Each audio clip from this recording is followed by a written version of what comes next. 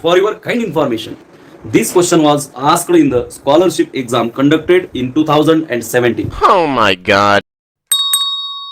2017 साली जी scholarship exam झाली त्या स्कॉलरशिप एक्झामला पडलेला क्वेश्चन आहे 14/19/29 40 44 52 59.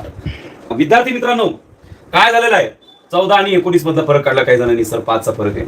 19 आणि 29 मध्ये सर 10 चा फरक आहे. बरोबर.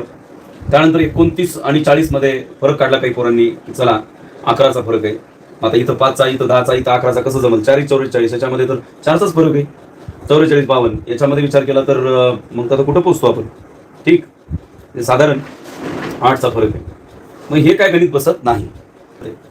14 च्या नंतर 19 कसं आली. 14 मध्ये कोण कोण आहे रे.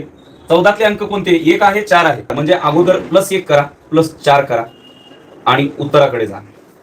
म्हणजे दिलेल्या संख्येतल्या अंकांची बेरीज, दिलेल्या संख्येतील अंकांची बेरीज बरोबर पुढील संख्या. कोणते अंक आहेत. 14 मध्ये 1 आहे 4 आहे.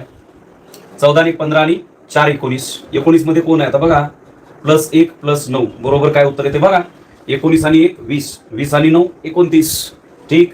29च्या पुढच्या संख्येत काय काय मिसळायचं सर. अरे +2 करायचं +9 करायचं आणि त्याचं उत्तर चेक करायचं. आलं लक्षात. कारण 29 मध्ये 2 आहे 9 पण आहे. त्यामुळे 29 आणि 2 31. 31 आणि 9 40. ठीक. आता पुढं 40च्या पुढे जाऊया. कसं जाणार 40च्या पुढं.